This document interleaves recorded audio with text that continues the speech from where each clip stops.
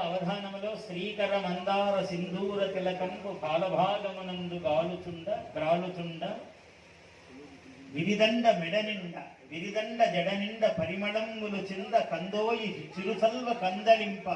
ఈ పద్యము ఆ పద్యం చెప్పినట్లుగా రూపం ఉండాలని ఇలాంటిది నాకు శిష్యుడు దత్తాత్రేయ శర్మ దీన్ని గురువు గారికి కానుకగా ఇస్తున్నారు. ఇలాంటి పద్యం చెప్పాను నేను.